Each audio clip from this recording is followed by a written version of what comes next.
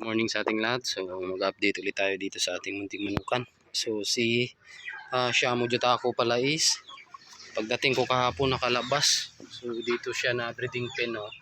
Siguro dito siya sumuot o nakalabas. So binalik ko siya dito. So yan, nilagyan ko kanina ng Madrid de Agua. So yan na lang yung natira. So ito siya, oh. Malapit na tong magpa-breed ulit, yan, oh. So dito lang muna siya. Yan, at baka makawala pa. Yan, pasok tayo dito. So magpapakain ako ulit kasi lumabas yung ating naglilimlim. Yan, oh. Naglilimlim. So may nilagay ako dito ng Madrid de Agua kanina.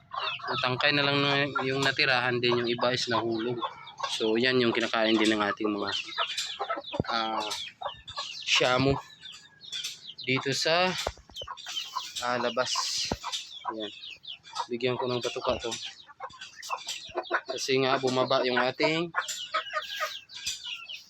inahin na naglilimlim. So first niyang itlog o unang pangitlog. So ipapasilip ko sa inyo, guys. Yung kanyang itlog is 14. Yan.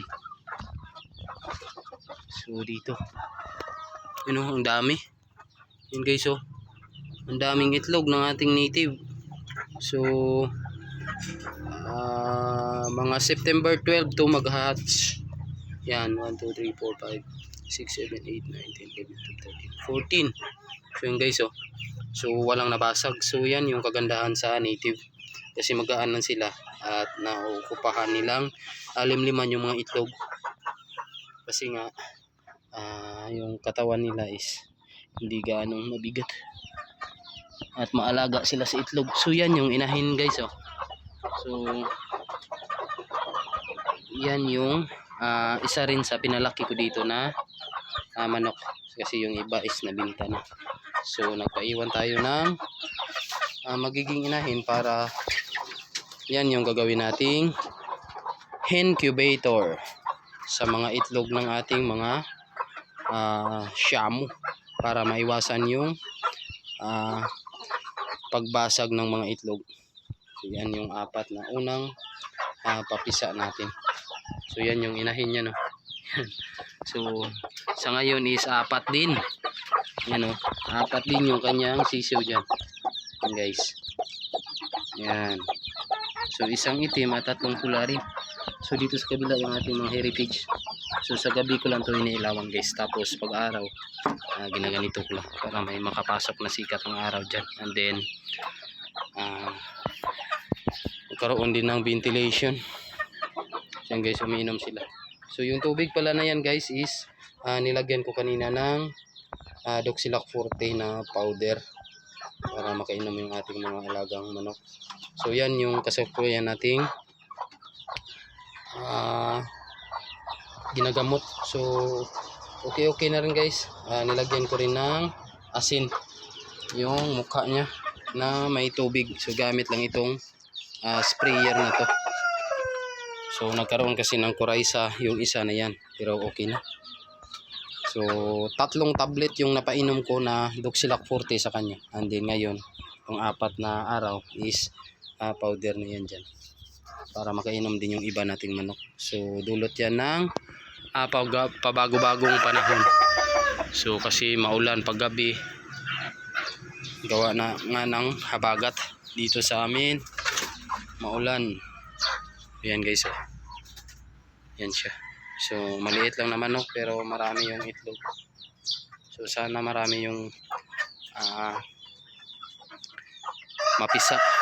Pero for sure tayo meron dyang walang similya kasi doon pa lang sa breeding pen na wala pa siyang kasama na lalaki is nangitlog na siya ng mga 3. So for sure mga 5 siguro yung walang similya dyan. So abangan lang natin yan. So wag muna natin bawasan yung mga itlog. So si Red pala yung tatay niyan. Kaso si Red is nabinta ko na. Kasi meron tayong bagong magiging broodcock dito. Yan, guys, oh. Si Flat. Ito na yung gagamitin natin. Yan. Si flat. So dito ko muna nilagay dahil bukas day off ko. Ayusin ko naman tong breeding pen na to para dyan na malagay si Red. Yan.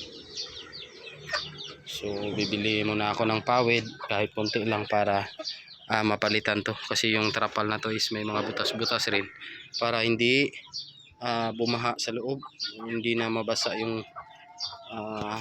lapag dito. Yan, ibasa pa para secure yung ating mga alagang manok. Yan, mga 50 pieces siguro na pawid dito, kasya na. Kasya na yan. Yan, yung ating nagpapasikat sila sa araw. Nagpapainit. Yan guys. Yan yung ating daming itlog nito guys. Yan o. Yung isang plat natin dito, sayang. Yan. Hindi kasi masyadong makalakad to. Kasi nga nabahaan doon sa kinuhaan ko. Pero binigay lang sa akin na. So yun lang guys for today's vlog at maraming thank you. So thank you sa patuloy na nanonood sa aking mga munting videos. So yun lang at God bless to everyone.